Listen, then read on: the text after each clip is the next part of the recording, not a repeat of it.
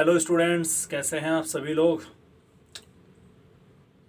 चलिए, अब हम जो शुरू करने वाले हैं वो है 12th क्लास की बायोलॉजी। इसका chapter number second lecture number 3, sexual reproduction in flowering plant. आई बात समझ में। चलिए देखिए, मैंने जो लास्ट टाइम लेक्चर डाला था उसके बाद भी बच्चे थोड़ा सा कंफ्यूज हो गए कि सर माइक्रोस्पोरोजेनेसिस में प्रॉब्लम है, थोड़ी सी समझने में प्रॉब्लम है, वो थोड़ा सा कंफ्यूजन यहाँ पर क्रिएट हो गया। 2-3 बच्चों के मेरे पास मैसेज आए और मैं उनको कंसिडर करता हूँ और मुझे अच्छा लगा कि आपको कोई चीज़ भले ही वो बहुत थोड़ी हो या ज़्यादा हो समझ में नहीं आए और आपने वो डाउट मुझसे पूछा, मुझे बड़ा अच्छा लगा। Thank you so much. ठीक है, तो मैं उसी चीज़ को उन्हीं बच्चों को ध्यान में रखते हुए यहाँ पर बताने जा रहा हूँ। एक बार समराइज कर रहा हूँ मैं 2-4-5 मिनट के लिए। ठीक है, हालांकि अब तक सेक्सुअल रिप्रोडक्शन फ्लावरिंग प्लांट जो हमारा सेकंड चैप्टर है उसके अंदर हम देख चुके हैं फ्लावर के स्ट्रक्चर के बारे में, एंड्रोशियम गायनोशियम एंड्रोशियम पूरा पढ़ चुके हैं, माइक्रोस्पोरोजेनेसिस पूरा पढ़ चुके हैं। आई बात समझ में। अब हम उसी से आगे की तरफ चलने वाले हैं थे वैसे, लेकिन थोड़ा सा मैं पहले उसको समराइज करने जा रहा हूँ। ठीक है, अब प्लांट के अंदर जो आपका एंड्रोशियम होता है, प्लांट के अंदर एक चार्ट बना रहा हूँ, उसको बड़े ध्यान से देखिएगा। हालांकि मैंने परसों भी बनवाया था ये चार्ट, लेकिन आज थोड़ा और अच्छे से बना दे रहा हूँ। इस चार्ट को ध्यान से देखिएगा। प्लांट के अंदर जो आपके एंड्रोशियम होगा, देखिए ध्यान देखिए, एंड्रोशियम। ठीक है, उसे क्या बोलेंगे, उसे बोलते हैं male part of the plant. क्या बोलेंगे, male part of the flower बोलते हैं उसे। ठीक है, क्लियर है। एंड्रोशियम के अंदर दो पार्ट होते हैं, एक होता है इसका क्या, एंड्रोशियम की यूनिट को क्या बोला जाता है, स्टेमन्स बोला जाता है। और एक्चुअल में स्टेमन्स के दो पार्ट होते हैं। ठीक है, एक होता है यहाँ पर आपका एंथर और एक क्या होता है, एक होता है फिलामेंट। एक क्या हो गया आपका एंथर, एक हो गया फिलामेंट। फिलामेंट क्या है, फिलामेंट है लॉन्ग सिलेंड्रिकल स्ट्रक्चर है एक। ठीक है, जो कनेक्ट होता है किसके through, connect anther to thalamus. ठीक है, यानी एक एंड से थैलेमस से कनेक्ट होगा, एक एंड से एंथर के थ्रू कनेक्ट होगा। एंथर के थ्रू जो ये कनेक्ट होता है उस पॉइंट को बोलते हैं हम कनेक्टिव। क्या होते हैं, कनेक्टिव। यानी कनेक्टिव वो पॉइंट है जिसके थ्रू फिलामेंट एंथर से कनेक्ट करता है। आई बात समझ में। अब इस पॉइंट को चाहे तो हम यहाँ पर लिख सकते हैं कि एंथर क्या होता है, कनेक्ट्स विद, ठीक है, कनेक्ट्स विद फिलामेंट किस पॉइंट पर, एट कनेक्टिव, कनेक्टिव वाले पॉइंट के ऊपर हम इसको देख सकते हैं। आई बात समझ में। उसके अलावा एंथर क्या होता है, एंथर होता है हमारा बाइलोब्ड स्ट्रक्चर जिसके अंदर दो लोब दिखाई पड़ती हैं। और टेट्रा स्पोरेंजिएट होता है। क्या होता है, टेट्रा स्पोरेंजिएट होता है। ठीक है, अच्छा, टेट्रा स्पोरेंजिएट का मतलब क्या हो गया, टेट्रा स्पोरेंजिएट का मतलब हो गया कि 4 माइक्रोस्पोरेंजियम। ठीक है, 4 माइक्रोस्पोरेंजियम होती है, माइक्रोस्पोरेंजियम होती है एट ईच कॉर्नर। हर एक कॉर्नर की तरफ क्या देखने मिलती है आपको, 4 माइक्रोस्पोरेंजियम देखने मिलती है। ठीक है, क्लियर है। तो ये 4 माइक्रोस्पोरेंजियम देखने मिलेगी आपको हर एक कॉर्नर की तरफ को। और यही माइक्रोस्पोरेंजियम के अंदर क्या होगा, इसी माइक्रोस्पोरेंजियम के अंदर प्रेजेंट होता है आपके स्पोरोजिनस टिश्यू। क्या होता है, स्पोरोजिनस टिश्यू प्रेजेंट होता है। और ये स्पोरोजिनस टिश्यू सराउंड्स करता है, सराउंड्स बाई टेपेटम। के इसके through, surrounds by tapetum. Tapetum क्या होती है, टेपेटम होती है, टेपेटम स्पेलिंग गलत हो गई, सॉरी फॉर प्रिंटिंग एरर है। टेपेटम, टेपेटम क्या होती है, ये एक तरह की वॉल लेयर होती है। जो एंथर की जो वॉल होती है ना, उसकी एक लेयर होती है। ठीक है, इसका काम क्या होता है, इसका काम होता है प्रोवाइड करती है न्यूट्रिशन को। क्या करती है, प्रोवाइड करती है न्यूट्रिशन को। अरे भैया, किसे न्यूट्रिशन प्रोवाइड करेगी, ये स्पोरोजिनस टिश्यू को प्रोवाइड करेगी। अच्छा, टिश्यू क्या होता है, group of cells which are similar in structure and function. ऐसी कोशिकाओं का ग्रुप जो स्ट्रक्चर और फंक्शन में सिमिलर होता है, उसको ग्रुप को क्या बोलते हैं, टिश्यू बोलते हैं। परसों भी बनवाया था मैंने, फिर भी मैं आपको समझाने की कोशिश कर रहा हूँ। तो स्पोरोजिनस टिश्यू की जो सेल होती है उसे हम क्या बोलते हैं, उसे बोलते हैं माइक्रोस्पोर मदर सेल। क्या बोलते हैं, माइक्रोस्पोर मदर सेल बोला जाता है। ठीक है, या फिर पोलन मदर सेल भी बोलते हैं। क्या बोलते हैं, पोलन मदर सेल भी बोला जाता है, एक ही बात है। ठीक है, क्लियर है। ये जो माइक्रोस्पोर मदर सेल है, यहां तक बात समझ में। बाइलोब ने टेट्रास्पोरेंजिएट क्यों, क्योंकि चारों कॉर्नर पे क्या होगी, माइक्रोस्पोरेंजियम होती है हर एक कॉर्नर पे। उस माइक्रोस्पोरेंजियम के अंदर स्पोरोजिनस टिश्यू होता है। स्पोरोजिनस टिश्यू को सराउंड करता है टेपेटम। टेपेटम एक वॉल लेयर होती है जो कि न्यूट्रिशन प्रोवाइड कराती है किसे, स्पोरोजिनस टिश्यू को, डेवलपिंग पोलन ग्रेन जो होते हैं उनको। ठीक है, उसके अलावा माइक्रोस्पोर मदर सेल होती है, स्पोरोजिनस टिश्यू की जो सेल होती है उसे क्या बोला जाता है, माइक्रोस्पोर मदर सेल बोला जाता है। माइक्रोस्पोर मदर सेल क्या करेगी, म्यूसिस करेगी। क्या करेगी, म्यूसिस करेगी। और म्यूसिस करने के बाद में 4 माइक्रोस्पोर की फॉर्मेशन करेगी। क्या करेगी, 4 माइक्रोस्पोर की फॉर्मेशन करेगी। शुरुआती अवस्था में, शुरुआती दौर में चारों के चारों क्या करते हैं, ये चारों के चारों अटैच कॉमनली जुड़े रहते हैं, या एक ही कॉमन इस तरह से, ये देखो ये इस तरह से स्ट्रक्चर बना, ये 1 2 3 4 ये चारों माइक्रोस्पोर हैं और ये एक ही वॉल को कॉमनली क्या करते हैं, शेयर करते हैं। इसीलिए शुरुआती अवस्था में इसे क्या बोला जाता है, इसे बोला जाता है पोलन टेट्राड या माइक्रोस्पोर टेट्राड। क्या बोला जाता है, टेट्रा, टेट्रा वर्ड आता है किसके लिए, 4 के लिए, माइक्रोस्पोर टेट्राड या पोलन टेट्राड बोला जाता है। ठीक है, आई बात समझ में। उसके बाद में ये 4 क्या आता है, 4 डिफरेंट पोलन ग्रेन की फॉर्मेशन कर देते हैं। यहाँ पर किसकी, 4 डिफरेंट पोलन ग्रेन की फॉर्मेशन कर देते हैं। और पोलन ग्रेन, माइक्रोस्पोर क्या है, microspore is the first cell of male gametophyte. Microspore क्या होगा आपका, ये मेल गैमेटोफाइट होगा, यानी ऐसी चीज जो मेल गैमेट को क्या करेगी, प्रोड्यूस करती है, उसे क्या बोलते हैं, मेल गैमेटोफाइट बोलेंगे। आई बात समझ में। अब क्या बने, 4 पोलन ग्रेन बना। अब इन पोलन ग्रेन का होता है ट्रांसफर, कहां से, स्टिग्मा के ऊपर। ये पोलन ग्रेन कहां जाते हैं, स्टिग्मा के ऊपर। ठीक है, क्लियर है। ट्रांसफर होता है पोलन ग्रेन एंथर से स्टिग्मा की तरफ को, और इस चीज को क्या बोला जाता है, इस चीज को बोला जाता है आपके पोलिनेशन बोला जाता है। ठीक है, एक चीज। दूसरी चीज होती है कि स्टिग्मा पर पहुंचने के बाद में पोलन ग्रेन का क्या होता है, पोलन ग्रेन का होता है आपका जर्मिनेशन एक तरह से। ठीक है, और उससे पहले मैं आपको स्ट्रक्चर बता देता हूं पोलन ग्रेन का, कि पोलन ग्रेन की 2 लेयर होती है। आउटर लेयर को एक्साइन बोलते हैं, इनर लेयर को इंटाइन बोला जाता है। एक्साइन जो होती है वो डिसकंटिन्यूअस लेयर होती है।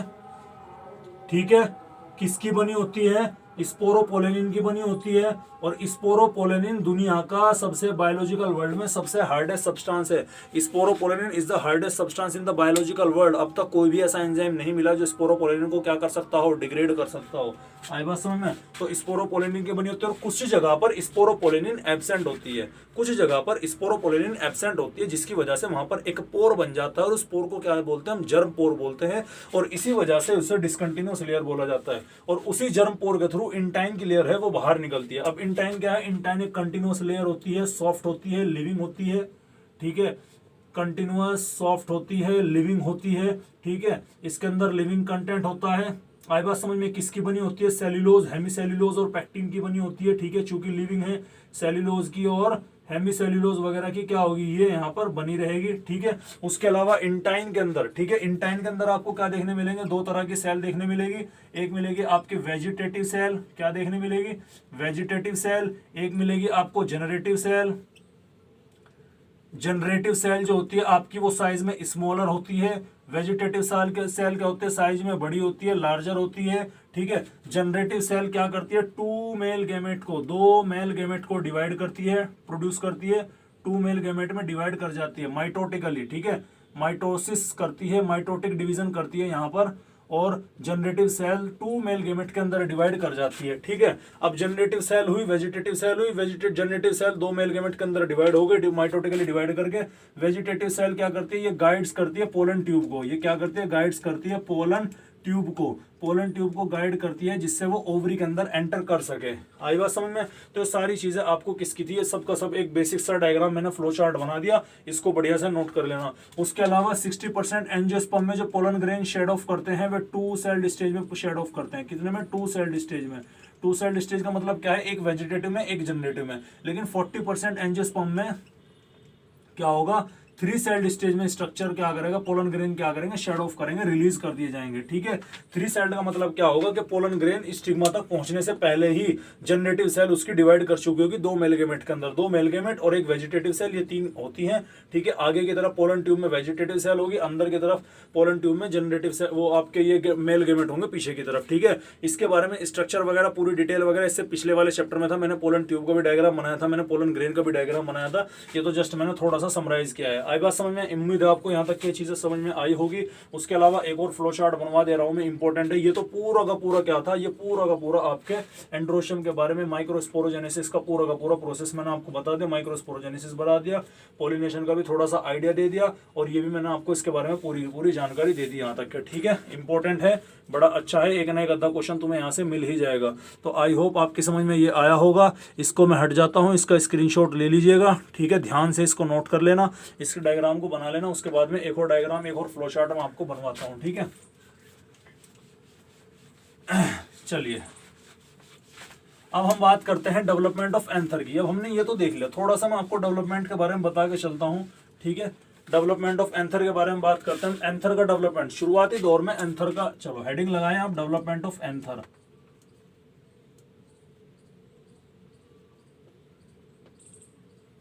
देखो शुरुआती दौर में एंथर होता है ये, ठीक है, इस तरह का सर्कुलर स्ट्रक्चर होता है।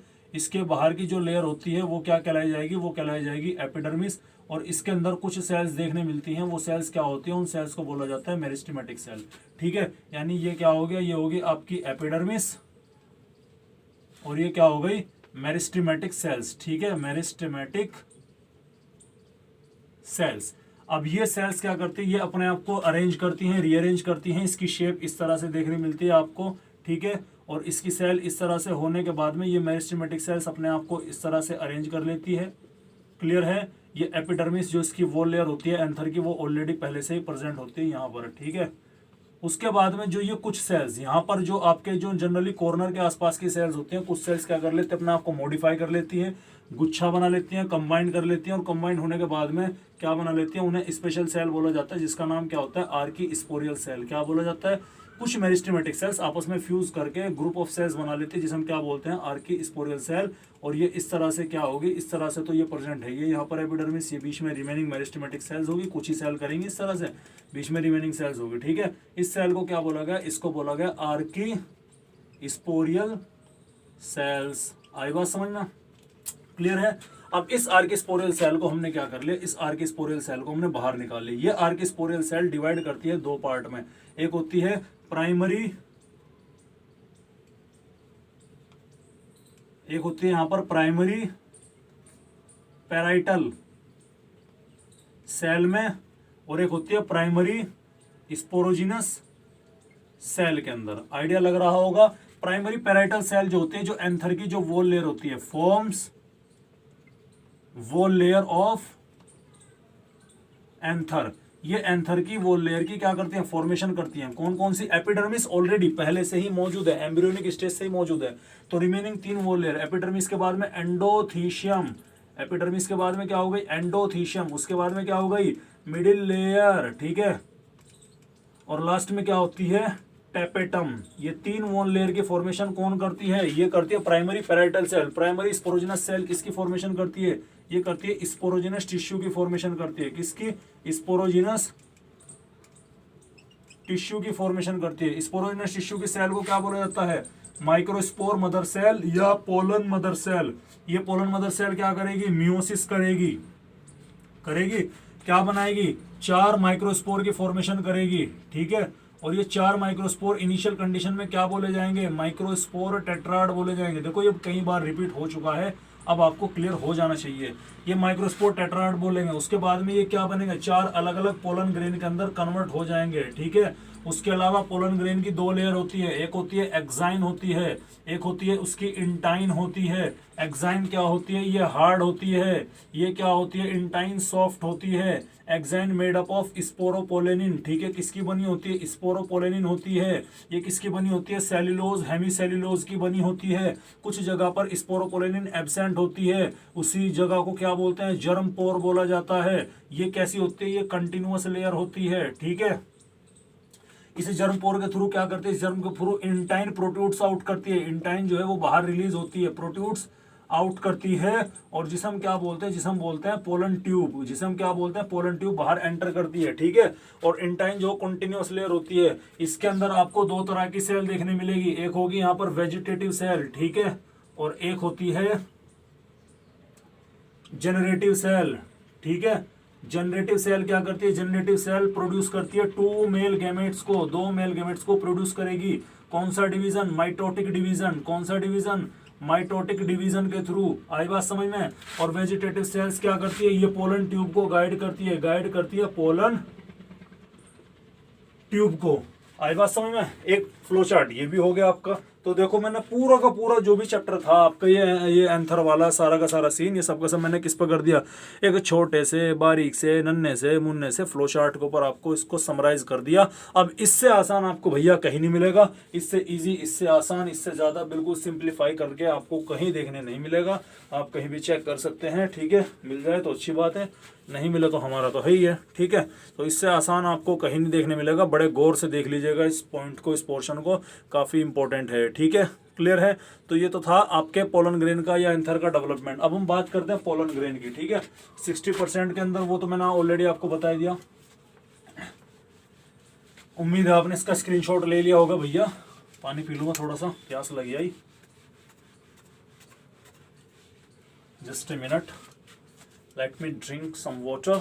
मुझे थोड़ा सा पानी पी लेने दें, आपकी बहुत मेहरबानी होगी।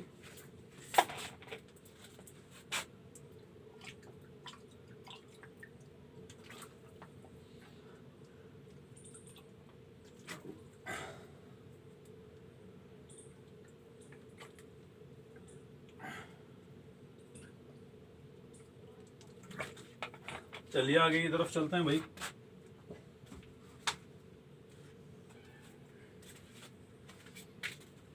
ठीक है भाई, आगे की तरफ चलते हैं। अब हम बात करते हैं पोलन ग्रेन की। देखो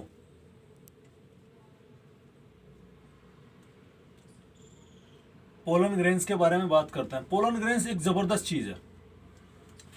पोलन ग्रेन्स क्या है, एक जबरदस्त चीज है, ठीक है।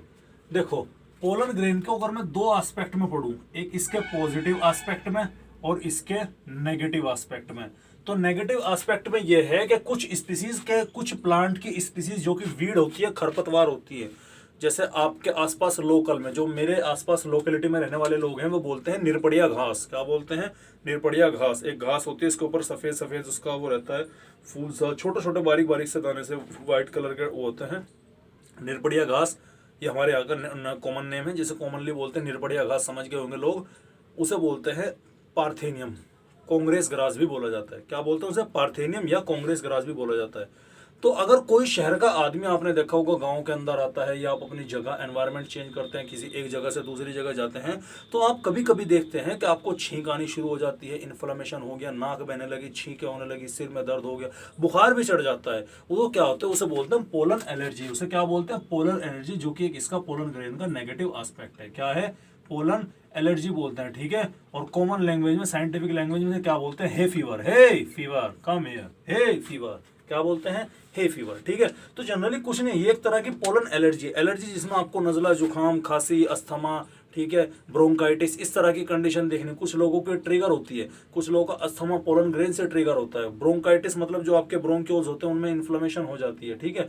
तो आप मुंह ढक के निकलते हैं। गांव में देखा होगा आपने, जो स्पेशल शहर के रहने वाले लोग हैं, मेट्रोपोलियन सिटी के, जब वे आते हैं गाँव के अंदर, तो मुंह ढकना, ये रहना, बहुत साफ सफाई के तौर तरीके का ध्यान रखते हैं। क्यों? वो इस चीज़ के एडिक्टेड नहीं होते हैं, इस चीज़ की आदत उनको नहीं होती है, तो उन्हें बड़ा कॉमन खतरा होता है पोलन एलर्जी लगने का, हे फीवर लगने का। स्पेशली जनरली किन प्लांट के लगते हैं? ये लगते हैं वीड्स के। वीड्स बोलते हैं खरपतवार को, जैसे कि आपके पार्थेनियम या कांग्रेस ग्रास, ठीक है। पार्थेनियम भी जैसे terror of Bengal water hyacinth बताया था ना मैंने आपको, कांग्रेस ग्रास भी बोलते हैं इसे, गाजर घास भी बोलते हैं इसे, कैरेट ग्रास भी बोला जाता है इसे, और कांग्रेस ग्रास भी बोलते हैं। और वैसे हमारे यहाँ देशी भाषा में इसे निरपड़िया घास बोला जाता है, ठीक है। ये भी क्या है? ये एक तरह का वीड था जो कि इंपोर्ट किया गया था। किस कहाँ से इंपोर्ट किया गया था? फ्रॉम मैक्सिको से। ये मैक्सिको से इंपोर्ट किया गया था, along with wheat, along with wheat, जो आपका गेहूं होता है ना, गेहूं के साथ में इंपोर्ट किया गया था पार्थेनियम। और इसका भी यहाँ पर कोई नेचुरल प्रेडेटर मौजूद नहीं है, इसीलिए terror of Bengal water hyacinth की जगह, इकोर्निया की जगह, जलकुंभी की तरह ही ये क्या है? ये आपका लैंड के जलकुंभी पानी का है, जमीन का खरपतवार है। हर जगह आप गेहूं के खेत में देख लो, कहीं भी गेहूं के साथ में तो बड़ा कॉमनली देखने मिलता है भैया, गेहूं के साथ बड़ा कॉमनली देखने मिलता है। आप गेहूं की कटाई चल रही है, अब जाकर देखिएगा, पार्थेनियम ग्रास बहुत बेतुके तादाद में आपको वहां देखने मिलेगा, ठीक है। तो गेहूं के साथ में मैक्सिको से आया था। गेहूं मैक्सिको के अंदर इसका नेचुरल प्रेडेटर मौजूद है, लेकिन यहाँ पर नेचुरल प्रेडेटर मौजूद नहीं है, इसीलिए यहाँ का वीड बन चुका है। एक बेकार की चीज है जिसका हमारे यहाँ पर कोई फायदा नहीं है, ठीक है। तो ये पोलन ग्रेन का नेगेटिव एस्पेक्ट हो गया। पॉजिटिव एस्पेक्ट क्या हो गया? पॉजिटिव एस्पेक्ट ये होगा कि कभी कभी हमें अपना परफॉर्मेंस इंप्रूव करने के लिए, ठीक है, परफॉर्मेंस इंप्रूवमेंट प्रोग्राम करने के लिए, जब हम अपनी परफॉर्मेंस बढ़ा रहे होते हैं, परफॉर्मेंस इंप्रूवमेंट प्रोग्राम के दौरान हम पोलन ग्रेन के सप्लीमेंट का यूज करते हैं, जैसे कि पोलन टैबलेट्स का, ठीक है, पोलन टैबलेट्स का यूज करते हैं। जैसे कि पोलन ग्रेन्स के हनी का, पोलन हनी का, आई बात समझ में। ऐसा शहद जिसके अंदर पोलन्स का बड़े भारी अमाउंट में मात्रा में आपको दिखाई पड़ते हो, वो बड़ा न्यूट्रिटिव वैल्यू होता है। पोलन ग्रेन के अंदर कोई ऐसा विटामिन, कोई ऐसा मिनरल नहीं है जो उसके अंदर आपको ना देखने मिलता हो। वो भैया पोलन ग्रेन क्या, मेल गेमेटोफाइट, जहाँ पर जीवन की शुरुआत होती है। जिस शहद के अंदर जितना ज़्यादा कंटेंट पोलन ग्रेन का होगा, वो शहद उतना ही ज़्यादा न्यूट्रिटिव वैल्यू रखता है। आई बस में शहद की भी स्टडी करने का अलग अलग तरीका है। तो जिस जगह पर जिस शहद के अंदर जितना ज़्यादा पोलन ग्रेन देखने मिलेगा, उसी जगह को क्या होगा, या सॉरी उस हनी को, वो हनी उतना ही ज़्यादा क्या होगा, न्यूट्रिटिव वैल्यू वाला होगा, उतना ज़्यादा उसके अंदर न्यूट्रिशन होगा। और परफॉर्मेंस बढ़ाने के लिए किसकी परफॉर्मेंस बढ़ाती है भैया, किसकी परफॉर्मेंस होती है, जो आपके एथलीट्स होते हैं, ठीक है, एथलीट्स होते हैं, ठीक है। उसके अलावा जो रेस हॉर्स होते हैं, जो दौड़ने वाले जो घोड़े होते हैं ना, जिनसे रेस करने वाले घोड़े होते हैं, उनको भी पोलन टेबलेट या पोलन का सप्लीमेंट दिया जाता है। और वेस्टर्न कंट्रीज के अंदर इनके ये जो होते हैं, इसे क्या बोलते हैं, पोलन सप्लीमेंट्स बोला जाता है, ठीक है। क्या बोलते हैं, पोलन सप्लीमेंट्स बोला जाता है। और वेस्टर्न कंट्रीज के अंदर पोलन सप्लीमेंट्स का लेना देना बड़े भारी अमाउंट में क्या करता है, आपको वहां पर आपको बड़े जोशो खरोश के साथ में देखने मिलते हैं। मार्केट के अंदर आप आजकल बड़ी इजीली अवेलेबल होती है आपको पोलन टैबलेट्स, ठीक है। तो ये होती है आपके पोलन टैबलेट्स, पोलन हनी, वो ये आपका नेगेटिव एस्पेक्ट, ये आपका पॉजिटिव एस्पेक्ट। उसके अलावा पोलन ग्रेन की एक वो होती है वायबिलिटी का मतलब है कि पोलन ग्रेन रिलीज होने के बाद में एंथर से निकलने के बाद में स्टिग्मा तक कितनी देर में पहुंचना चाहिए, जिससे वो खत्म ना हो, खराब ना हो, जो उसके अंदर का कंटेंट है वो डिस्ट्रॉय ना हो। इसकी वैरायटी होती है 30 मिनट से लेके कई साल तक के इसकी वैरायटी, इसकी वायबिलिटी हो सकती है, ठीक है। जैसे कुछ अनाज की किस्में हो गई, चावल हो गया, गेहूं हो गया, अगर पोलन ग्रेन रिलीज हुआ, एंथर से रिलीज हुआ, अगर 30 मिनट के अंदर वो स्टिग्मा पर नहीं पहुंचा, तो वो पोलन ग्रेन खराब हो जाएगा, डिहाइड्रेट हो जाएगा, खत्म हो जाएगा, ठीक है। इसके अलावा बहुत सारे प्लांट ऐसे भी जिनके कई साल तक के, जैसे एक प्लांट है शायद पाइनस का, उसका लगभग 1 साल, 1 सवा साल के आसपास, 1 डेढ़ साल के आसपास उसकी वायबिलिटी होती है। अगर 1 डेढ़ साल बाद भी आकर वो गिरेगा, 1 साल में भी आकर वो वहां पहुंचता है, पाइनस का जो पोलन ग्रेन है एक जगह से दूसरी जगह पर, तो वो क्या कर जाएगा, जर्मिनेट कर जाएगा। आई बात समय में। तो ये तो था आपका पोलन ग्रेन के वायबिलिटी के बारे में। उसके अलावा पोलन ग्रेन का प्रिजर्वेशन भी किया जाता है। क्या किया जाता है, पोलन ग्रेन का प्रिजर्वेशन भी किया जाता है। पोलन ग्रेन का प्रिजर्वेशन ये बड़ा इंपॉर्टेंट है कि पोलन ग्रेन का प्रिजर्वेशन भी करते हैं, प्रिजर्वेशन भी किया जाता है। और पोलन ग्रेन के प्रिजर्वेशन को क्या बोलते हैं, क्रायो प्रिजर्वेशन बोलते हैं। ये भी जिस तरह का ह्यूमन सीमेन को प्रिजर्व किया जाता है, आपने देखा होगा गाय भैंस का सीमेन, एक वो कृत्रिम गर्भाधान केंद्र बोलते हैं शायद उसे, हाँ, कृत्रिम गर्भाधान केंद्र होता है, जहाँ पर आप अपने जो मवेशी होते हैं, जो जानवर होता है, गाय भैंस वगैरह होते हैं, उन्हें ले जाते हैं, उन्हें क्या कराते हैं, वहाँ पर उनका जो मेल, जो उस स्पीसीज का मेल बफेलो, मेल का या फीमेल का, ठीक है, मेल बफेलो जो हो गए आपके, इसका क्या करते हैं, सीमन कलेक्ट करके वहां पर प्रिजर्व करके रखा जाता है ऑलरेडी अलग अलग स्पीसीज का, सुपीरियर स्पीसीज का, और उसका आर्टिफिशियल इंसेमिनेशन कराते हैं, उसको इंजेक्ट कराते हैं उस सीमेन को फीमेल रिप्रोडक्टिव ट्रैक के अंदर, ठीक है। तो वो जो स्टोरेज किया जाता है उसको क्या बोलते हैं, क्रायो प्रिजर्वेशन बोलते हैं। क्यों बोलते हैं, इसके अंदर क्या होता है, इसके अंदर इसके सीमेन को या पोलन ग्रेन को लिक्विड नाइट्रोजन की प्रेजेंस में, ठीक है, लिक्विड नाइट्रोजन की प्रेजेंस में -196 डिग्री सेंटीग्रेड टेम्परेचर पर स्टोर किया जाता है, जिसकी वजह से ये बिल्कुल इसकी वायबिलिटी काफ़ी लंबे समय तक मेंटेन करी जा सकती है। आई बात समझ, भाई नेचुरल कंडीशन में वायबिलिटी चेंज कर सकती है, लेकिन इससे हम इसकी वायबिलिटी बढ़ा सकते हैं। इस टेम्परेचर पर कोई भी एक्टिविटी, किसी भी तरह की एक्टिविटी यहाँ पर नहीं होगी, इनएक्टिव हो जाएगा ऑलमोस्ट, और इसकी वायबिलिटी हम रोक सकते हैं काफ़ी लंबे समय तक। इस फिनोमेना को बोलते हैं क्रायो प्रिजर्वेशन, ठीक है। उसी के साथ आपका मेल पार्ट वाला, एंथर वाला पोर्शन पूरी तरह से खत्म होता है। आई बात समझ में। देखो बच्चों, थोड़ी सी मुझे प्रॉब्लम है, मेरी तबीयत ठीक नहीं है, आइज़ में भी प्रॉब्लम है, फीवर भी है, और इधर थोड़ा सा चेस्ट के लोअर चेस्ट पोर्शन में, थोड़ा सा लेफ्ट साइड में इधर भी प्रॉब्लम है। तो इस वजह से अभी 1-2 दिन आपकी क्लास नहीं ले पाऊंगा, और परसों की भी आपकी क्लास मिस हो गई थी, 1 दिन की और पहले मिस हो गई थी, ठीक है। तो उसके लिए एक्सट्रीमली सॉरी, अभी 1-2 दिन आपकी क्लास में नहीं ले पाऊंगा, ठीक है। और जब तक मैं पूरी तरह से ठीक नहीं हो जाता, 2 दिन 3 दिन, तब तक मैं आपकी क्लास नहीं लूँगा बिल्कुल भी। यहाँ पर एनसीईआरटी का एक पोर्शन, आपका जो एंड्रोशियम वाला पोर्शन है, मेल पोर्शन है, उसको मैं पूरा करा चुका हूँ। तो आपसे रिक्वेस्ट करता हूँ कि प्लीज़ आप इसे जो है अच्छे से घर से रिकॉल करें, पढ़े बढ़िया करके, एनसीईआरटी करें, क्वेश्चन सॉल्व करें, एमसीक्यू लगाएं, इससे रिलेटेड नीट का जो भी MCQ कॉम्पिटिटिव एग्जाम के MCQ हैं वहाँ से आप इसे लगाने की कोशिश करें, ठीक है। 2 दिन 3 दिन जब तक भी आपकी क्लास नहीं होती है तब तक आपसे रिक्वेस्ट है मेरी कि आप इसको पढ़ाई को ध्यान से देखें। अगर कोई भी प्रॉब्लम है, मैं मोबाइल फ़ोन का भी यूज़ नहीं करूँगा, तो मेरी आप लोगों से रिक्वेस्ट है, अगर आपको कोई प्रॉब्लम है आप डायरेक्ट कॉल कीजिएगा, ठीक है। आप डायरेक्ट कॉल कीजिएगा, क्योंकि फ़ोन व्हाट्सएप मैसेज वगैरह मैं अभी देखने वाला नहीं हूँ, ठीक है। मोबाइल की स्क्रीन मुझे प्रॉब्लम कॉज कर रही है, आंखों में भी इन्फेक्शन है, आई फ्लू हो चुका है, शायद आप लोग देख पा रहे होंगे आंखें मेरी, ये इधर प्रॉब्लम हो रही है इधर, ठीक है। तो इस वजह से मैंने चश्मा लगा रखा है। तो प्लीज़ आप लोगों से मेरी रिक्वेस्ट है कि अगर आपको हो तो बजाय मैसेज करने के, क्योंकि मैं फ़ोन व्हाट्सएप फेसबुक कुछ नहीं यूज़ कर रहा हूँ, ठीक है। हालांकि फेसबुक के पेज पर आपको रेगुलर कुछ ना कुछ अपडेट मिलता रहेगा, और मेरी आपसे रिक्वेस्ट है कि आप बजाय मैसेज करने के डायरेक्ट फ़ोन कॉल से मुझसे आप कोई भी चीज़ है वो फ़ोन कॉल पे पूछें, मैं फ़ोन पे ही आपको सारी चीज़ें बता दूंगा। कोई टॉपिक समझ में नहीं आया आप दोबारा पूछ सकते हैं, मैं फ़ोन पे ही आपको एक्सप्लेन कर दूंगा। ये बस समझ में इस टाइम को अच्छे से यूटिलाइज करें। 2 दिन 3 दिन 4 दिन जितने दिन की भी मुझे कंप्लीट रेस्ट लेना होगा मैं लूँगा, आराम करूँगा, और उसके बाद में हम एक नए जोश के साथ में फिर दोबारा वापस बाउंस बैक करेंगे, ठीक है। चैनल बंद नहीं हो रहा, कोई काम आपको लेक्चर डालने बंद नहीं हो रही, थोड़ी सी प्रॉब्लम है, ठीक है। तो इस वजह से आपको थोड़ी वीडियोज़ डालने फिलहाल बंद है। आपसे रिक्वेस्ट है कि ध्यान से इस काम को करें, ठीक है। चलिए पढ़ते रहिए, मेहनत करते रहिए, घरों के अंदर रहें, सुरक्षित रहें। All the best.